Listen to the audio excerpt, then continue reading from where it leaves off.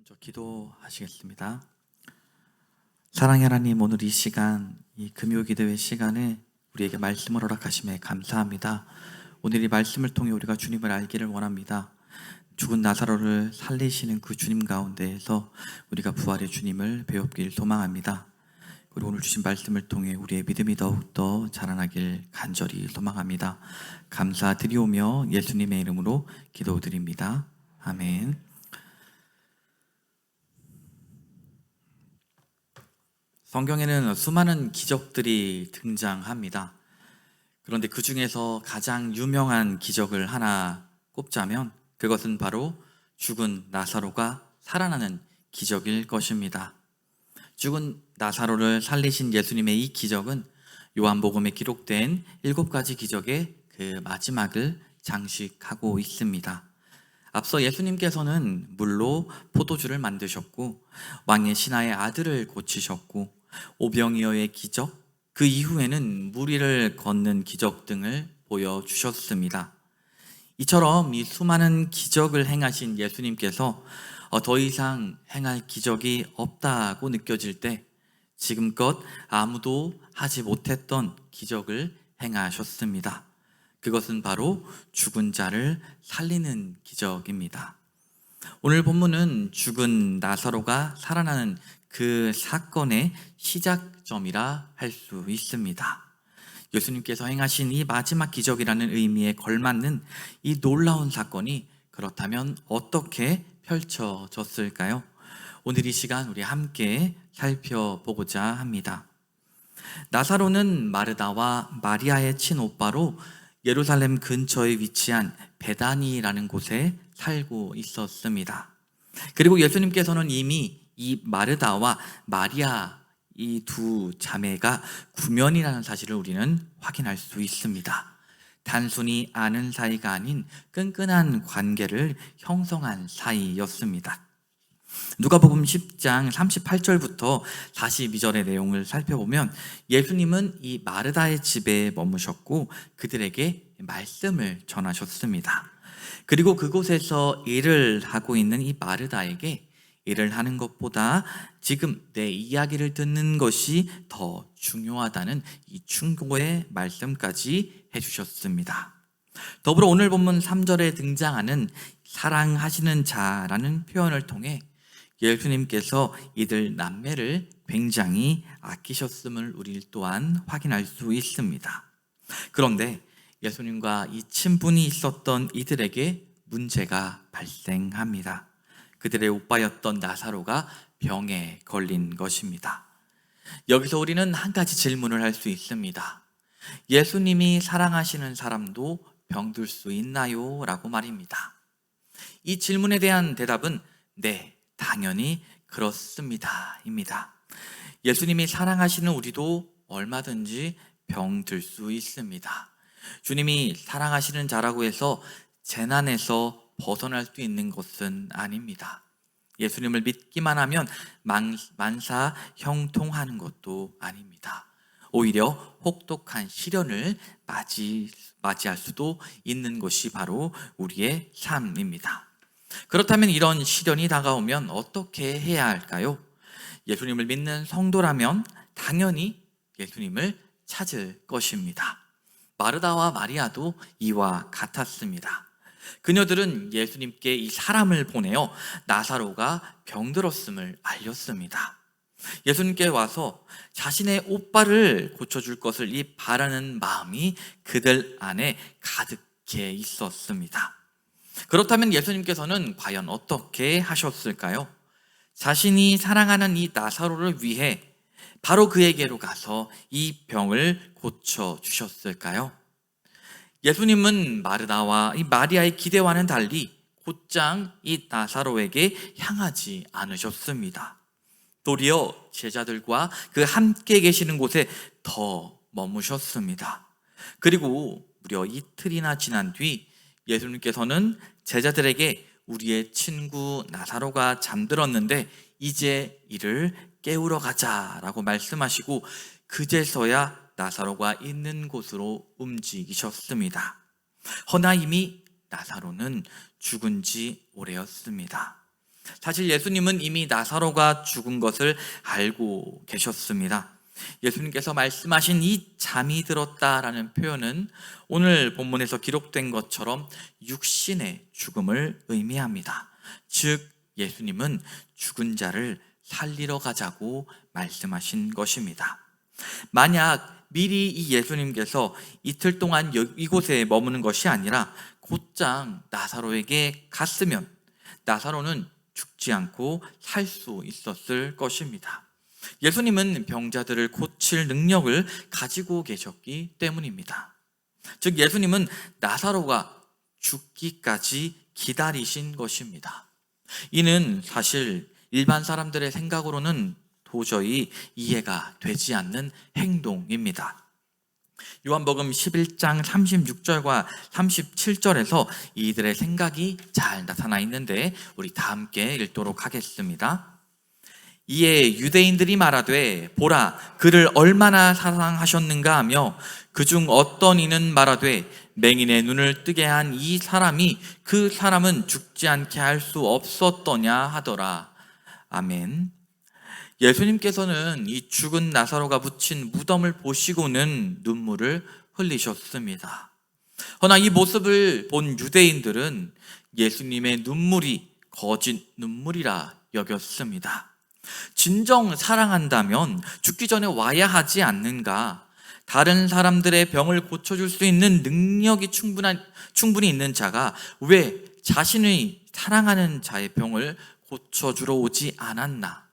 이 사람은 나사로를 진정 사랑한 것이 아니다라고 여겼던 것입니다. 더불어 예수님께 소식을 알린 이 마르다와 마리아 역시 예수님을 원망하는 모습을 보여줍니다.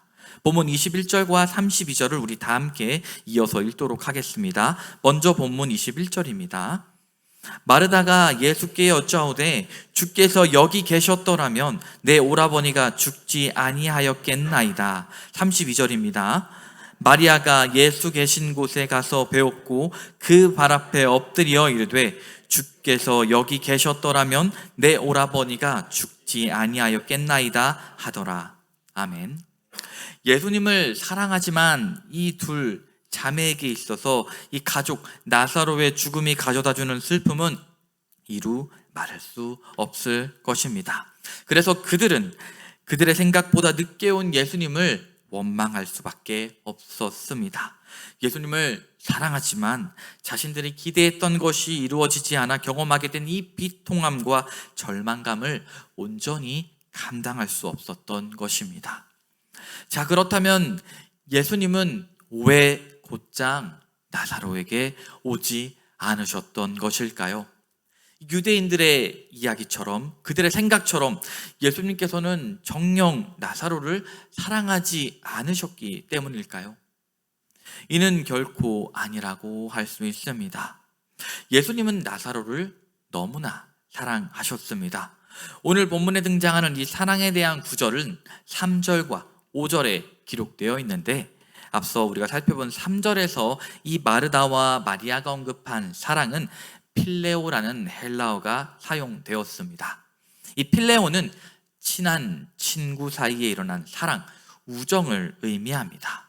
그런데 이후 5절에 기록된 사랑은 이 3절에 기록된 필레오와는 다른 단어가 사용되었습니다. 5절에는 예수님께서 마르다와 마리아 그리고 나사로를 사랑한다고 이렇게 저자가 언급한 내용이 기록되어 있는데 여기서 사용된 단어는 바로 아가페입니다. 모든 사랑 중에 가장 고귀한 사랑이죠. 하나님께서 자기 백성을 사랑하실 때 사용되는 신적 사랑을 의미합니다. 쉽게 말해 이 마르다와 마리아가 생각했던 것보다 예수님은 그들을 아주 더 많이 사랑하셨습니다. 이어서 예수님이 그들을 사랑하셨다는 근거를 하나 더 살펴보도록 하겠습니다. 본문 8절을 우리 다 함께 읽도록 하겠습니다. 제자들이 말하되 라삐여 방금도 유대인들이 돌로 치려 하였는데 또 그리로 가시려 하나이까. 아멘. 예수님께서는 이미 이전에 성전에서 눈먼 자를 고치시고 유대인들과 이 바리새인들 앞에서 말씀하실 때 돌로 맞아 죽을 위기를 겪으셨습니다. 그런데 그 상황이 얼마 지나지도 않았음에도 다시 이 예루살렘 근방에 베다니로 가려고 하신 것입니다. 그리고 이런 결정은 굉장히 위험한 결정이었죠. 그래서 제자들이 가고자 하는 예수님을 극구 말린 것입니다. 그런데 예수님은 아랑곳하지 않으시고 그 길을 떠나셨습니다. 우리는 이런 모습을 통해 예수님께서 마리아와 마르다, 더불어 나사로를 무척 사랑하셨다는 것을 알 수 있습니다. 자, 그렇다면 다시 돌아와서 왜 그러면 사랑하는 자에게 일찍 가시지 않았는가에 대해 살펴보고자 합니다. 그 이유는 바로 예수님이 생각하시는 때가 아니었기 때문입니다. 본문 9절과 10절에서 예수님께서는 제자들에게 낮에 다니면 실족하지 않고 밤에 다니면 실족한다는 이 비유적 표현을 말씀하십니다. 이 표현은 쉽게 말하자면 움직여야 할 때가 있다는 것입니다. 예수님은 이 땅 가운데 사역을 하시면서 대개 낮에 그 자신의 능력을 사용하셨습니다. 가르치고 전하시고 이 병든 자를 고치시는 것, 이 땅에서 하나님의 아들이심을 드러내는 이 모든 시간은 대부분 낮이었습니다. 쉽게 말해 마르다와 마리아로부터 이 나사로가 병에 걸렸다는 소식을 들었을 시점은 밤이었던 것이죠. 예수님께서 움직일 때가 아니셨던 것입니다. 이 흐름을 이어가서 그렇다면 예수님께서 생각하신 그 때가 과연 무엇을 의미할까요? 그것은 바로 하나님의 영광이 드러나고 이를 본 자들이 하나님을 믿게 되는 때입니다. 오늘 본문 15절을 세번역 성경으로 우리 다 함께 읽도록 하겠습니다. 내가 거기에 있지 않은 것이 너희를 위해서 도리어 잘된 일이므로 기쁘게 생각한다. 이 일로 말미암아 너희가 믿게 될 것이다. 그에게로 가자. 아멘. 예수님께서는 나사로에게 일찍 가지 않은 것이, 나사로가 그로 인해 죽은 것이 오히려 제자들을 위해서는 잘된 일이라 말씀하십니다. 더불어 이 일로 말미암아 제자들이 믿을 것이다 라고 말씀하시죠. 즉, 이 죽은 나사로를 살리는 것을 통해 진정 생명의 주인 되신 성부 하나님께 영광을 돌리며 더불어 자신의 그 하나님의 아들 되심을 제자들과 이를 본 모두가 믿도록 하기 위한 예수님의 계획이셨던 것입니다. 사실 만일 나사로가 죽지 않은 상태에서 예수님이 그에게 가셔서 그의 병을 낫게 하셨다면 많은 이들은 이를 그저 그렇게 생각했을 것입니다. 왜냐하면 그동안 예수님께서는 많은 이들을 고치셨기 때문입니다. 실제로 예수님과 함께 다니는 제자들 역시 예수님을 온전히 알고 있다라고 말할 수 없는 상황이었습니다.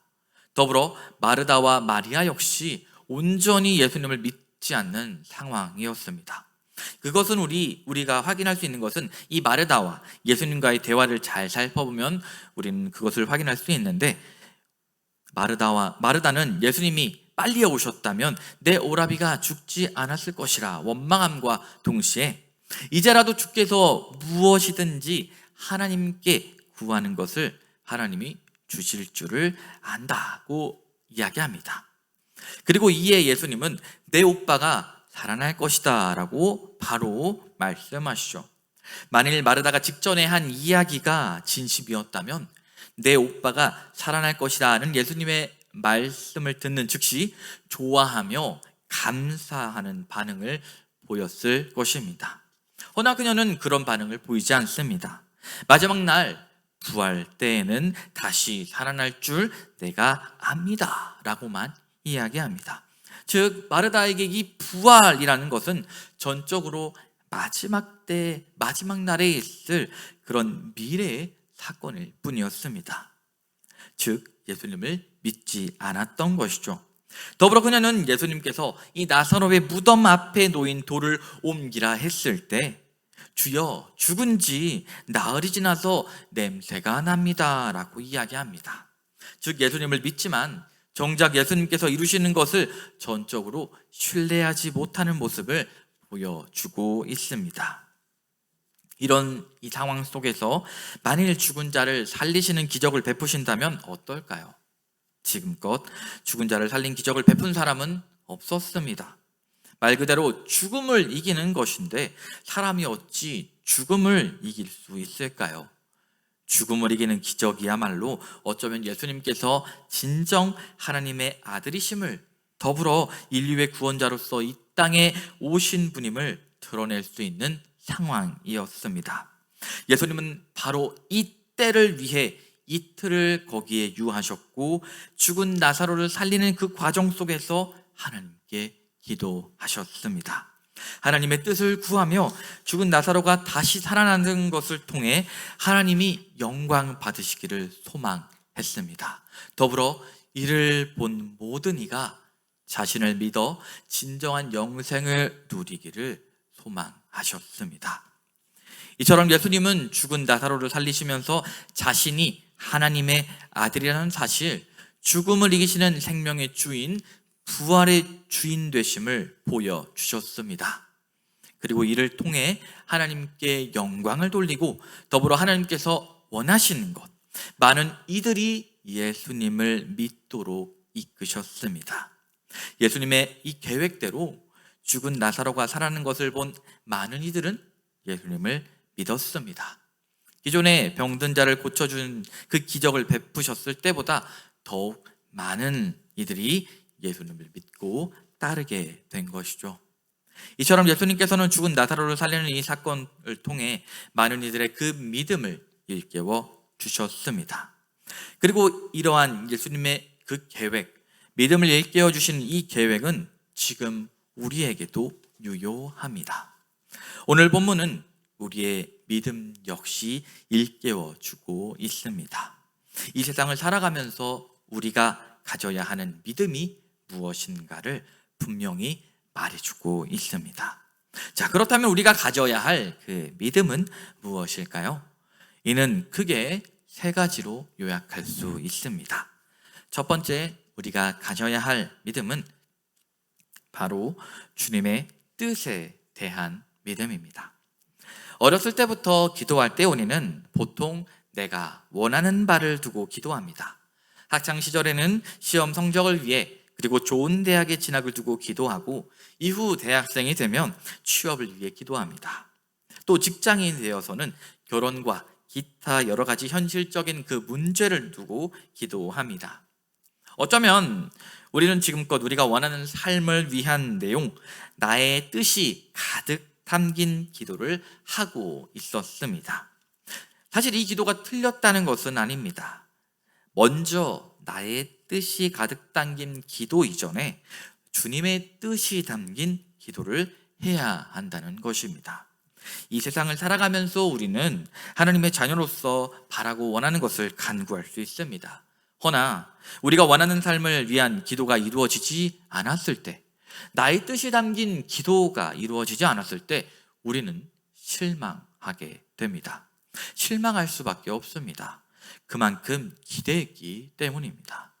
오늘 본문에서 마리아와 마르다가 예수님을 원망했던 것처럼 우리 역시 예수님께 원망도 하고 실망도 할 것입니다.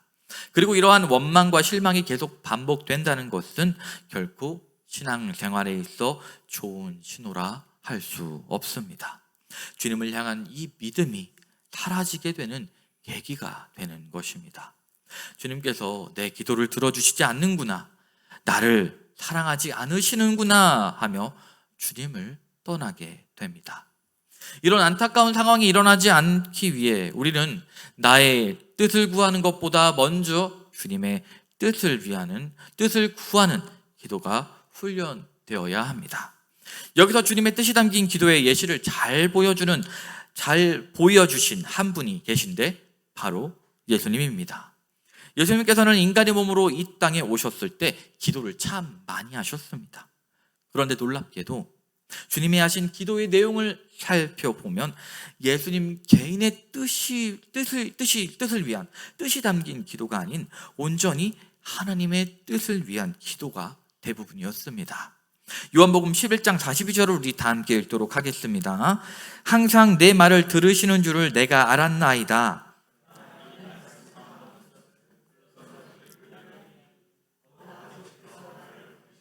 그들로 믿게 하려 함이니이다. 아멘. 나사로를 살리셨을 때에도 예수님께서는 하나님께 기도드렸습니다. 그리고 이 기도드린 이유는 자신이 하나님의 아들임을 성부 하나님께서 성자 예수님을 이 땅에 보낸 것을 이들이 믿게 하기 위함이었죠. 그리고 이는 예수님 개인을 위한 것이 아닌 하나님을 위한 것이었습니다. 하나님께서 이 땅 가운데 예수님을 보낸 그 사명을 지키기 위함이었죠. 독생자를 보내어 이를 믿는 자마다 영생을 얻도록 하는 이 하나님의 계획의 성취를 위해 예수님은 기도하셨던 것입니다. 예수님은 또한 십자가에 달려 죽기 직전까지도 자신의 뜻이 아닌 하나님의 뜻을 위해 기도하셨습니다. 우리 마태복음 26장 39절을 다 함께 읽도록 하겠습니다. 조금 나아가사 얼굴을 땅에 대시고 엎드려 기도하여 이르시되 내 아버지여 만일 할만하시거든 이 잔을 내게서 지나가게 하옵소서. 그러나 나의 원대로 하지 마시옵고 아버지의 원대로 하옵소서 하시고. 아멘. 십자가의 고통이 코앞으로 다가왔을 때 인간의 몸으로 이 땅에 오신 예수님은 심히 두려우셨습니다. 그래서 가능하다면 이 고난을 겪지 않기를 바라셨습니다. 허나 예수님은 이렇게 기도하지 않으셨습니다. 자신의 뜻이 아닌 아버지 하나님의 뜻대로 행하기를 기도하셨습니다. 이처럼 예수님께서는 언제나 하나님의 뜻을 먼저 두고 기도하셨습니다. 그리고 하나님께서는 이 기도를 들으시고 응답하셨고 십자가에 달려 죽으신 예수님은 부활이라는 놀라운 은혜를 입으셨습니다. 그렇다면 지금 우리가 주님의 뜻을 위해 기도하는 것이 과연 무엇일까요? 그것은 우리의 믿음을 위한 기도입니다. 주님께서는 우리가 이 세상을 성도로 온전히 살아가길 간절히 바라십니다. 주님을 믿는 성도로서 궁극적으로 하나님을 영화롭게 하는 존재로 살아가길 바라시죠. 즉 우리가 하나님을 영화롭게 하는 존재로서 살아가기 위해서는 먼저 주님을 향한 그 믿음이 흔들리지 않아야 한다는 것입니다. 앞서 살펴봤듯이 우리의 믿음은 나의 뜻을 위한 기도 속에 흔들립니다. 내가 원하는 바가 이루어지지 않았을 때 주님을 향한 원망이 생겨나고 그에 따라 믿음이 흔들리게 됩니다. 그래서 우리는 나를 위한 기도를 통해 그것이 들어지지 않았을 때, 이루어지지 않았을 때 주님, 나의 믿음이 흔들리지 않게 하옵소서. 바로 우리의 믿음을 위한 기도가 우선적으로 해야 될 것입니다. 이것이 바로 주의 뜻을 위해 먼저 기도하는 것입니다. 주님께서 지금 저의 기도를 들어주시지 않는다 하더라도 저의 믿음이 흔들리지 않도록 주님 도와주세요. 앞으로도 계속 주님을 믿는 그 삶을 살 수 있도록 이끌어 주세요 라고 기도하는 것입니다. 다음으로 두 번째로 우리가 가져야 할 믿음은 주님의 때에 대한 믿음입니다. 오늘 본문에서 예수님은 마리아와 마르다가 원하는 때에 등장하지 않으셨습니다. 그들이 원하는 때가 아닌 주님께서 바라시는 때에 등장하셨습니다. 그리고 그 이유는 주님만이 아셨습니다. 다른 사람들은 이해하지 못했죠. 그래서 많은 이들은 예수님이 흘리신 이 눈물을 가짜 눈물이라 폄하했고 마르다 그리고 마리아 역시 예수님을 원망했습니다. 허나 이들의 모습이 옳았을까요? 그렇지 않았습니다. 결국 예수님이 원하시던 때에 등장하시어 죽은 나사로가 살아나는 기적이 일어났고 그 결과 많은 사람들이 예수님을 믿게 되는 놀라운 역사가 펼쳐졌습니다. 주님의 때에 대한 믿음은 우리에게도 이처럼 역시 중요합니다. 지금껏 우리는 나의 기도와 간구를 주님께서 들어주시지 않는다고 곧장 주님 앞에 불평과 불만을 터뜨렸을 것입니다. 허나 이제는 주님의 때에 대한 믿음을 가지고 인내하는 모습을 보여주어야 합니다. 비록 사람인 우리는 주님의 때를 알 수 없지만 주님께서 원하시는 그 때에 반드시 이루어 주시는 분임을 믿으며 인내해야 합니다. 정리하자면 주님께서는 우리에게 원하시는 믿음의 모습을 주님께서 우리에게 원하시는 그 믿음의 모습은 앞서 그 주님의 뜻을 구하고 이를 신뢰하는 기도와 더불어 주님께서 원하시는 그때에 들어주실 것을 이루어 주실 것을 믿으며 인내하는 것입니다. 자, 그럼 마지막으로 우리가 가져야 할 믿음은 무엇일까요? 그것은 바로 죽음을 이기신 그 부활의 주님께서 우리를 진정으로 사랑하신다는 그 사실을 믿는 믿음입니다. 오늘 본문의 핵심은 죽은 나사로를 살리신 이 예수님이 하나님의 아들이라는 사실을 드러내는 것에 있습니다. 그동안 생명의 주인으로 자신을 소개했던 예수님이 죽은 자의 이 부활을 보여주시면서 진정한 생명의 주인, 부활의 주인임을 많은 이들에게 선포하심으로 그들이 예수님을 믿도록 하는 것이 오늘 본문의 핵심이죠. 그리고 오늘 본문은 부활의 주인 되신 예수님을 믿도록 하기 위해 그분의 사랑을 우리에게 보여주고 있습니다. 앞서 우리는 예수님께서 마리아와 마르다 그리고 나사로를 진정 사랑하셨음을 확인했습니다. 그리고 우리는 이 사건의 결과를 통해서도 예수님의 사랑을 확인할 수 있습니다. 예수님께서 이 나사로를 살리신 후에 예수님을 믿는 사람이 정말 많이 늘어나게 됩니다. 지금껏 죽은 사람을 살린 기적을 베푼 사람이 없었기 때문이죠. 그런데 아이러니하게도 이 사건으로 인해 예수님은 종교 지도자 그리고 바리새인들의 표적이 되셨습니다.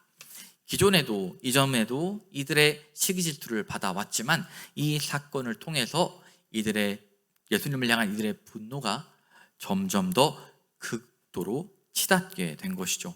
그래서 얼마 지나지 않아 예수님은 이들에게 붙잡히게 되십니다. 그리고 이후 예수님께서는 우리가 너무나 잘 아는 것처럼 십자가의 고난을 당하시고 죽으셨습니다. 즉 예수님은 죽은 나사로를 살리기 위해 더불어 많은 이들의 구원을 위해 자신의 목숨을 대신 내놓으셨던 것입니다. 그리고 지금 바로 이 시간 이 말씀과 기도의 자리로 나온 우리 역시 주님께서는 사랑하십니다. 우리를 사랑하시기에 이 자리로 더불어 우리를 이끄신 분 바로 역시 주님이십니다. 이 시간 부활의 주인 되신 주님께서 진정 나를 우리 모두를 사랑하고 계신 것을 믿으시나요?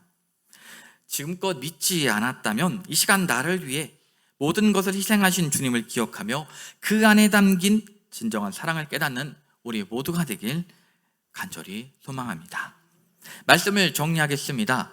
사실 앞서 이야기한 이 믿음, 주님의 뜻과 주님의 때를 믿는 믿음은 부활의 주인 되신 주님이 진정으로 우리를 사랑하고 계심을 믿었을 때 온전히 진정으로 가능케 된다고 볼 수 있습니다.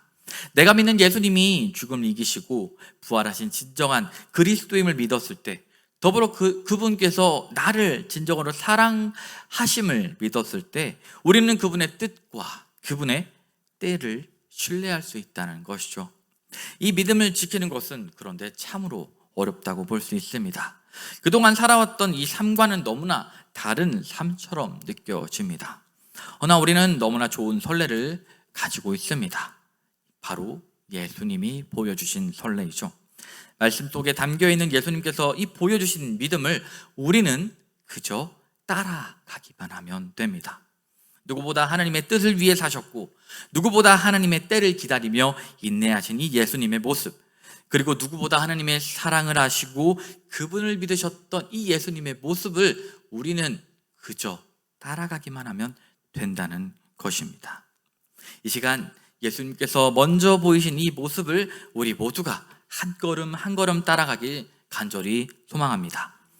서툴겠지만 우리의 기도 속에 주님의 뜻을 위한 기도가 차곡차곡 쌓여가고 주님의 때를 신뢰하며 하루하루 인내한 그 변화가 생기며 진정 우리를 사랑하시는 그 주님의 마음을 하루하루 깨닫는 그 기적이 일어나는 백옷 영동교회, 그리고 그 안에 함께하는 우리 모두가 되길 주님의 이름으로 축원합니다.